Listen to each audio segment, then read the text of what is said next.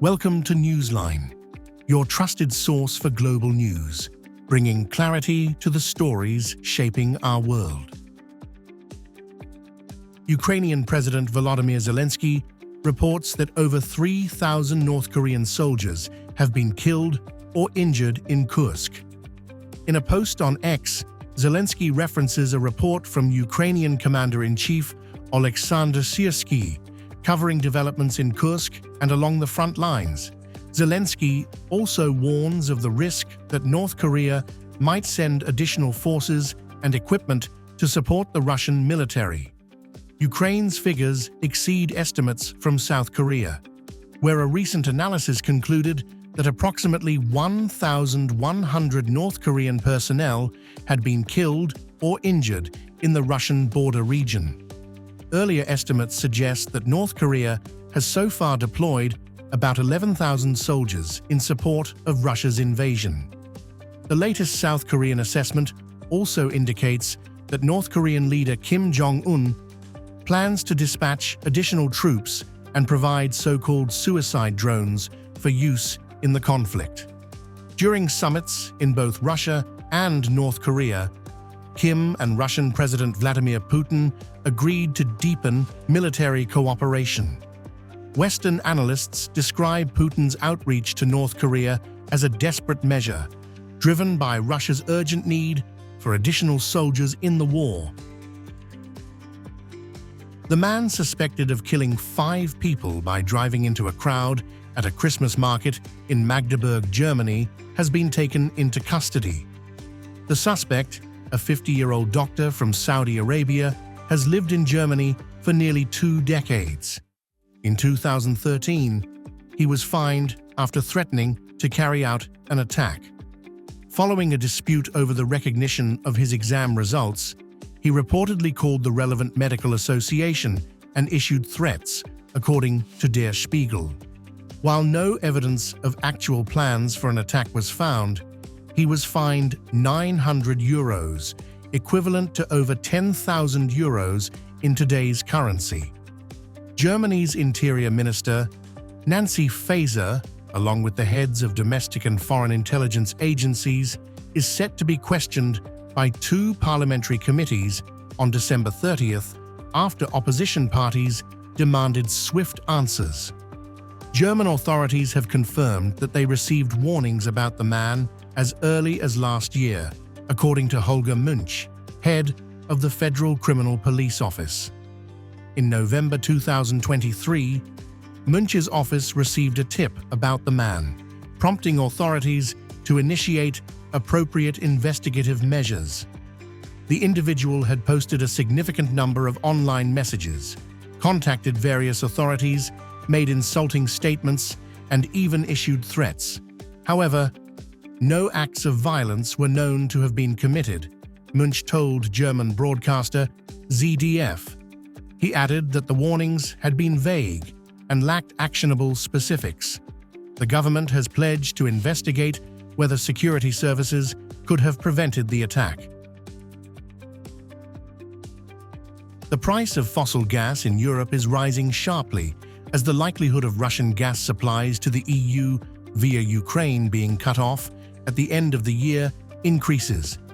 Negotiations for a new gas transit agreement between Russia and Ukraine are proving challenging, with little progress reported. The current agreement, which ensures the flow of Russian gas through Ukraine to European markets, is set to expire at the end of the year. Without a new deal, millions of Europeans could face energy shortages during the peak winter season. Experts warn that this potential disruption could send gas prices soaring even further, exacerbating inflation and straining household budgets. The European energy market, already under pressure from efforts to reduce dependence on Russian energy, is now grappling with this renewed uncertainty. The geopolitical tensions between Russia and Ukraine, coupled with strained EU-Russia relations, have complicated efforts to reach an agreement. Additionally, both sides have accused the other of acting in bad faith, further diminishing the chances of a resolution.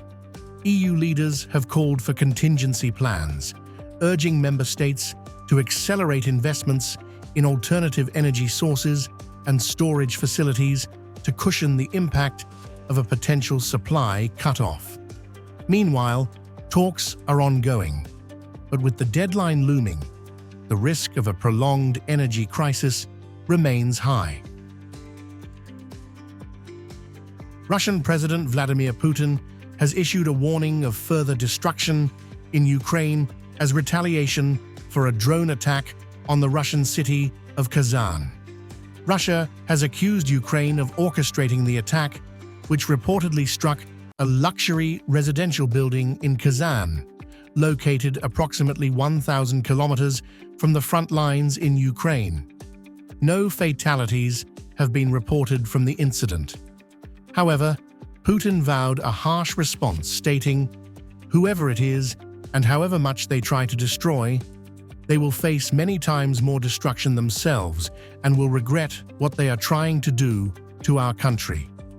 Ukraine has not commented on the alleged attack in Kazan, but the incident marks a significant escalation in tensions.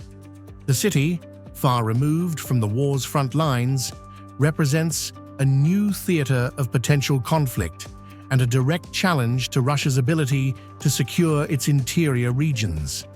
Putin has previously threatened to target central Kyiv as a response to Ukrainian strikes within Russian territory, and his latest statement reinforces those earlier warnings. Analysts suggest that Russia may now increase missile and drone attacks on Ukrainian infrastructure, particularly in urban areas, further straining Ukraine's civilian population during the winter months. The Kazan attack also underscores the evolving nature of the conflict, where long-range drone capabilities and asymmetric warfare tactics are playing a growing role. Western analysts believe Ukraine's ability to reach deep into Russian territory demonstrates its expanding technological capacity and strategic intent to disrupt Moscow's war effort. Meanwhile, Russia's military posture remains aggressive, with ongoing strikes across Ukraine targeting energy grids, water supplies, and transportation infrastructure. Ukrainian officials have called for greater Western support, including advanced air defense systems, to counter the increasing scale and intensity of Russian attacks. As the conflict deepens, international concerns about its broader implications continue to mount, with many fearing an extended and increasingly destructive phase in the war.